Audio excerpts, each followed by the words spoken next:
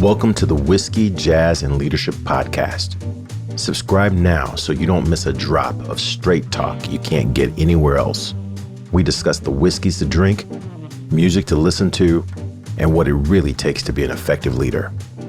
I'm your host, Galen Bingham, the leadership strategist. Tonight's guest, certified executive coach, Geno's emotional intelligence practitioner, and president of Operation Kickstart, Trevor Blondeel. Hey, what you drinking? What I'm getting from your interpretation in this conversation is that leadership is really about being vulnerable. And by vulnerability, I'm not suggesting that you should go around touting all the things that you can't do well, that all the things that you don't know, and how incompetent that you are, because that doesn't inspire confidence for anyone in anything, right? But, one of the conversations I had at the beginning of season 3, I had an opportunity to have a conversation with one of my original mentors. And I only worked for Joe Cavalier for 2 years, but I must have thought about Joe Cavalier for 28 years. As I make decisions, I'm often wondering, how might Joe approach this? And when I get on the podcast conversation with him, I ask him a question, and I've been thinking a while about how I want to have this conversation with one of my original mentors. And I said, "Well, Joe, how did you handle this? How did you do this thing?" And his answer was, "I don't know. I don't know how I did it. I just felt my way through it." And that level of authenticity, that level of vulnerability really just reinforced why he has represented such a strong space in my mind for 28 years. And I think that there's an opportunity, as I'm listening to you, for leaders to be more vulnerable in saying, I don't know how we're going to get there. I just know that we're going to get there. Let's spend some time talking about the best way. I've got some ideas, but I'd love to get your thoughts about these ideas. That's a different approach than this notion that we used to have that the leader is supposed to be the smartest person in the room. I love how you bring up, don't be confused of, you can't go out as a leader and then just say, yeah, I really don't think we're going to make the timeline. I mean, that is not vulnerability. Vulnerability looks more like, hey, what else should we be doing to make sure we hit this timeline? I don't know if I've covered everything.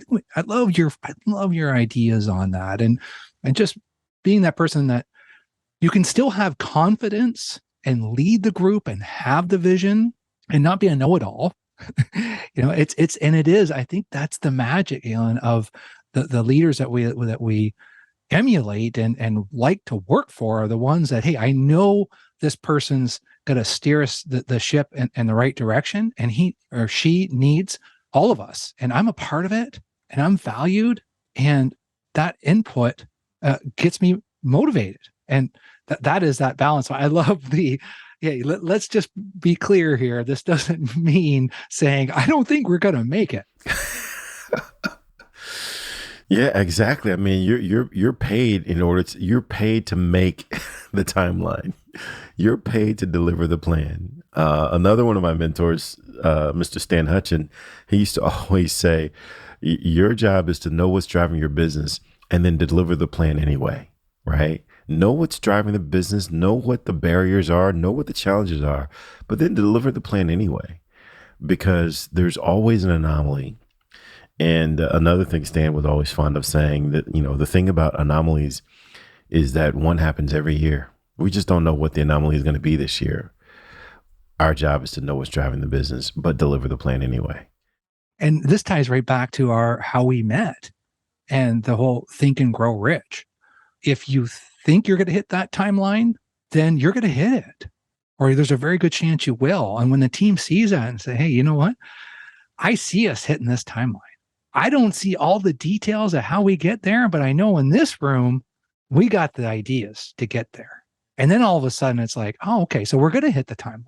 That's our thoughts. So I love the whole, you can tie so many of Napoleon Hill's concepts. Like you said, it's like the 1937, like before leadership books were a fad, this was real.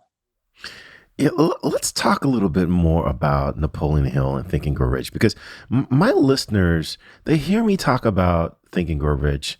They may know that I do this show on a weekly basis with the International Mastermind Association with Miss Ann McNeil. Ann McNeil has actually been a guest on our show. So has Miss Havilah Malone, who is an actress, an author, a speaker, and she's Napoleon Hill certified, right?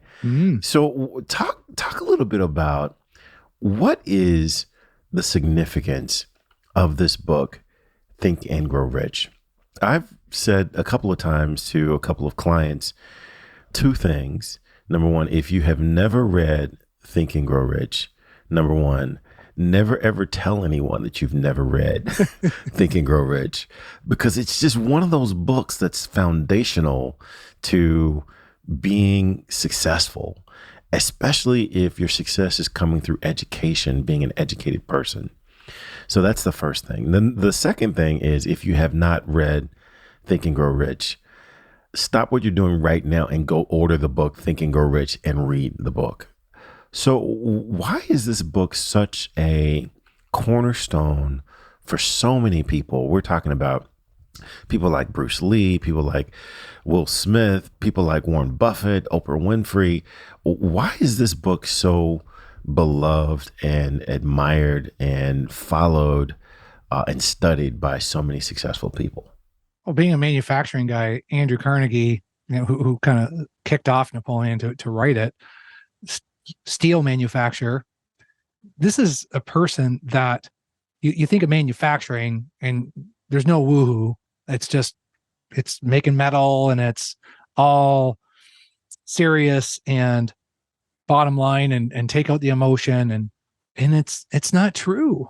There's thoughts and it's not just about getting rich. It's the thoughts of what you set your mind to is what it becomes. And we have control over that. And if we can continue to envision and talk about success, then you're going to be more successful. Like, you can't just lay on the couch and think about it. I mean, you got to get up every day and take actions towards it. The biggest takeaway for me from that book is that I've been in a mastermind for 4 years. And I would not be probably talking to you right now, Galen, and being on your podcast if I didn't have that mastermind, because all these connections and, we can fail on our own, but success happens with many other people on that journey. Wait a second. You got to say that again. I love that.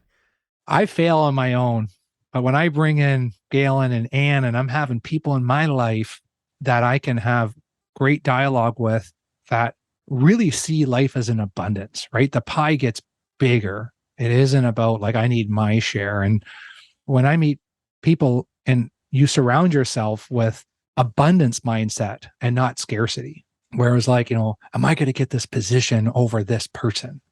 Am I going to get this business over someone else? And just changing your whole mindset of like, hey, we all need help. There's enough pie to go around. And these masterminds of just connections and relationships, I believe it's every business, and it's having that whiskey and conversation. And then I've really learned that the more that I say yes to helping someone, then all of a sudden someone shows up my door helping me. Like, how is that possible? But try it. Read the book. Try it. It's like, it really does work. You be kind. Kindness comes back tenfold. Yeah, that is one of those concepts that sound Pollyannish.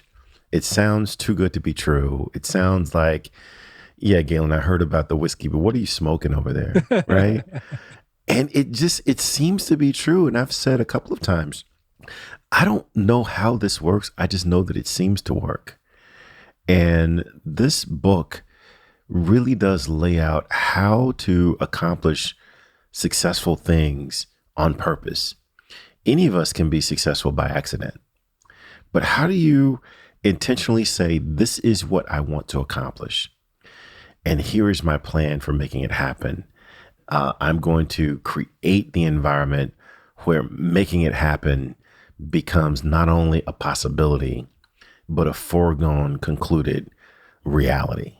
So, what would you say to people who listening to this thinking that Trevor and Galen are doing more than just drinking whiskey and that this is just way too good to be true? Try it, right, and write it down. Like when you start documenting it, and the audio version through Audible has a workbook that you can download through it. And I actually just redid it, and it just helped me by kind of like writing down, like if I do want to hit these goals, like so what? So what's the reason for that? Who's going to benefit from that? What's the importance of it? Is it for your community? Is it for your children? Is it for your family? And when you kind of go through and when you write it down, it's different, right? You got to say your affirmations, but you got to write them. And you start writing that down and just start something small. And when you experience just a small part, it's like golf, right? You get one good shot, you land that one on the green, you want to come back and play it again. And this is just some of and one of the chapters is about discipline, right? This is just part of that discipline of doing it. I mean, hey, if you think about it, do you want to wake up every day and worry about what's going to happen, or you get into that conversation with someone of, what if this happens? And it's kind of like, or do you want to wake up and think, hey, you know what? It's going to be a great day. And this goal is going to be attained this year. Why not? I love the way you said, just try it, because that is really the first step to almost anything. We know what your current space is doing. We know what your current accomplishment, your current methods are resulting in. Why not try something that everyone else seems to be saying?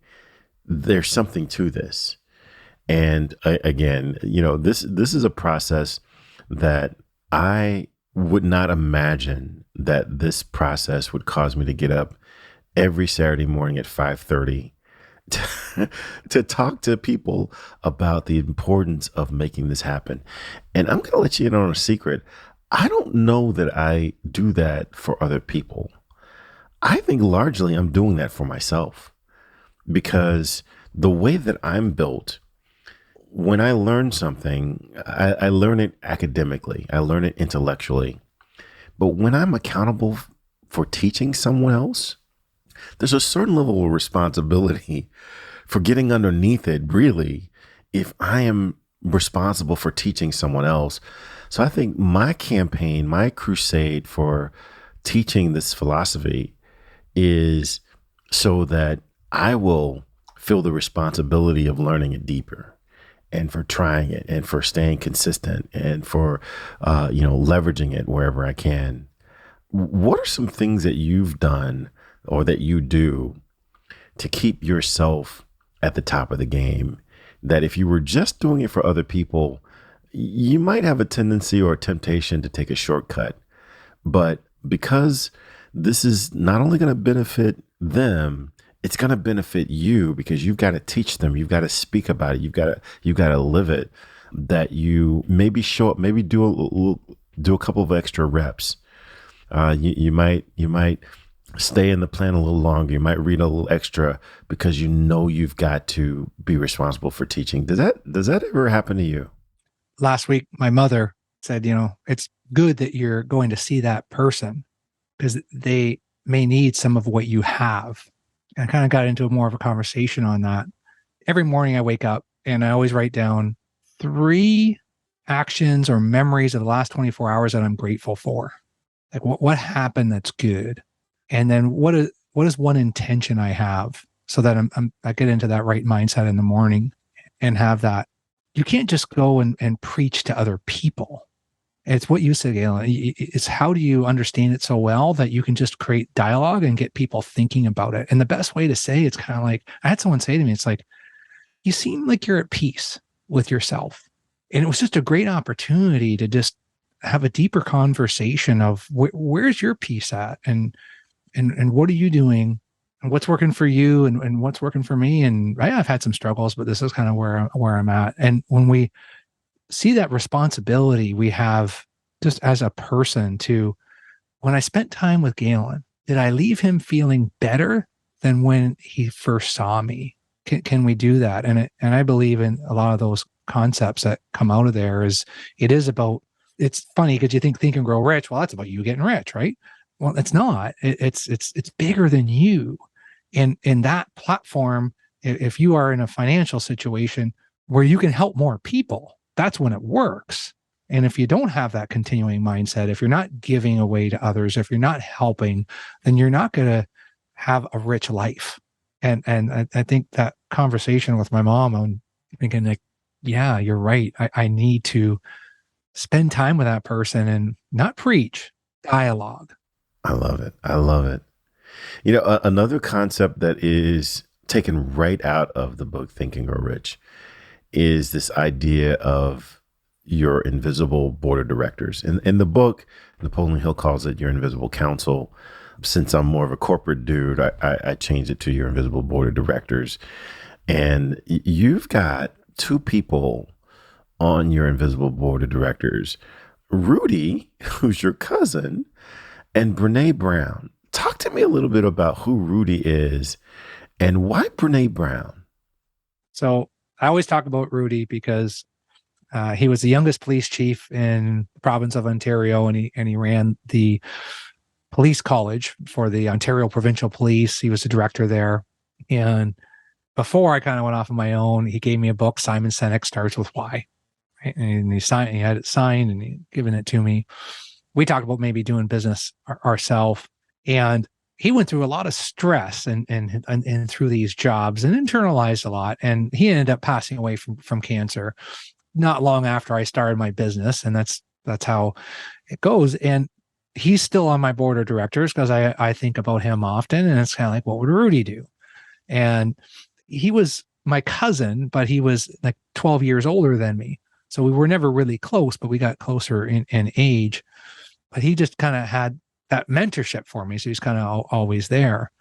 And Simon Sinek really helped me figure out like, I need to do this, and grounding more to who you talked about that, Galen, more on how you bring out people's own gifts and their values and how do you have dialogue to do that. And I think Simon helped me with that, and Rudy with giving me that book. So that is a deep personal connection for me, which makes me feel good. And it makes me feel good that you asked me about them, because they don't go away if you keep talking about them, right? And then, Brene with her Netflix special and that first TED Talk, and even now, like Atlas of the Heart, 86 different emotions broken down. I really lean on her in many ways of the fact of, I was not a person that wanted to talk about emotions. I didn't understand why we needed to do that, and therapy and all this talk. And it's like, but we do need to talk about it. And I go back to one of her definition of connection, which is being seen, heard, and valued, right? That's really kind of her foundation. And I really believe that she is going to go down as one of the most influential leaders ever. And I think her work's just begun. So if you don't follow her, I'm a big fan. Wow. One of the things too, and I think that there's a connection between Brene Brown and how we started this conversation around leadership. And I wonder if employees that are caught up in this quiet quitting, or whatever the catchphrase is today, is basically employees saying the way that business has been done in the past, where check your emotions at the door, that is making it difficult for me to connect with this organization. And if you're not willing to connect with me, then I'm unwilling to connect with you. I wonder if that is a wake-up call for leaders to come from behind the title, come from behind the facade, and actually connect with people. And that just reminds me of some things that you said earlier in this conversation. But what's your idea around the importance of connection and the leaders creating that connection as it pertains to not only getting the most from their people, but creating a space where your people actually want to be there? I get so excited when leaders will talk to me about this conversation or this performance issue of maybe it's a peer, maybe it's their boss, maybe it's oftentimes it is one of their employees. And I always love asking the question. So when you sat down just one-on-one and you had this conversation, what did they say? I'm so curious. And oftentimes it'll be, well, they know that there's an issue, right? And we kind of talked about it when we were walking, into that boardroom. I'm like, oh, really? Okay. Do you think they really understand that? A couple of weeks ago, we're having this conversation. And it was about Bob. Bob just doesn't like me. Like, it doesn't like, and this is this is a maintenance tech that reports to a maintenance manager. It's like, okay, so like, what's your thoughts? What are you going to do about that? And I said, well, try to avoid them and, just be nice. And it's kind of like, okay, hold on. How's that been working? Well, not really well. I said, do you want to try something different? Okay. So I gave him just 3 questions. I said, just write these 3 questions down. Bob, what's going on? He says, yeah, well, if I say that, he's just going to say nothing. We're fine. I said, okay, I'm going to steal from Brene here, but start your sentence with, I feel. You can't say, Bob, you're doing this. You can't, that's not the way you want to start that. No one can contest how you feel. I used to do it all the time. I used to say, well, you shouldn't feel that way. Dude, who are you to tell me how I'm feeling? It's just, if you go and just say, hey, I feel that maybe some of my behavior is causing a disconnect here. And I could be wrong, but this is just kind of how I feel. I just, just kind of open up with that. And if he's still maybe not opening up, then at the end, you just kind of say, well, I need your help. Because I don't know why I got this in my head, Bob. Just try it. Just with that. And he did. And he's getting a conversation now, right? There's some underlying concerns that we didn't know about. But it just comes back to that, hey, let's have some dialogue. It's okay to say a little bit of emotion. Like, I feel that I've maybe upset you. I don't know. We're going to figure this out together. I love it. Even within that is a degree of vulnerability, right? Because in order to have a real conversation, you've got to demonstrate that you are a real person. And that's what vulnerability is about. And Brene Brown is the queen of leveraging vulnerability. So it does not surprise me at all to hear that she is on your board. She's probably chairing a few committees on your board. Oh, yeah. Well, hey, man, I am so enjoying this conversation. If you've got a few more minutes, man, I've got to bring you into the VIP room. All right. So that we can continue this conversation. But what are some final thoughts that you might have for listeners on this side who hang out on this side of the velvet rope? They haven't made that transition yet to become a VIP. I don't know what they're waiting on, but they've decided that $5 is too much to spend to become a VIP. Yes, I'm talking about you. So what would you leave for those people who really want to do this leadership thing at a different level? And that's why they listen in to Whiskey, Jazz, and Leadership for tips on how they can elevate their leadership game. If you could just make one commitment, just to go out and have a conversation with one person that you may not be as connected to as you would like to, and then just discuss this topic, discuss this podcast, and just have a deeper conversation with one person, and just have that curiosity of asking those questions. What's going on? And maybe just ask, like, how are we doing? And we never really talk about that. How am I impacting you? Am I helping you? And just come out with that one colleague, could be a direct report, could be your boss. If you start having more conversations, you're going to get better at it. Because as you said, Galen, we talked about the intention. If we have an intention and we take some action on it, I get excited. People say, you know what? I had this conversation with this person and we came to a better understanding, because it doesn't happen with, I need you to show up in this way. Right. And it's kind of like, it's not about what you need. It's about your curiosity. So have some fun with it. Try something. Oh, man, I just really love your commitment and your passion to the space that you're in. And I am just so appreciative that you agreed to share with us, man. So with that, man, raise your 4 roses. All right. And I'm really enjoying this McKenna. I definitely would recommend it. You need to check this out. I will check it out. It'll be in Kentucky. That's right, man. Bardstown, I believe. Everything's in Bardstown, Kentucky, it seems. It's a heavy populated bourbon town for sure. All right, man. Well, I'm going to bring you into the VIP room. Until next time, cheers. Cheers.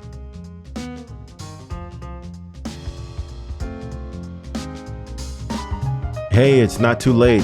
Hit that subscribe button so you're sure to catch the next episode. If you're really enjoying the vibe, leave us a review or become a VIP for guest and show exclusives. Cheers.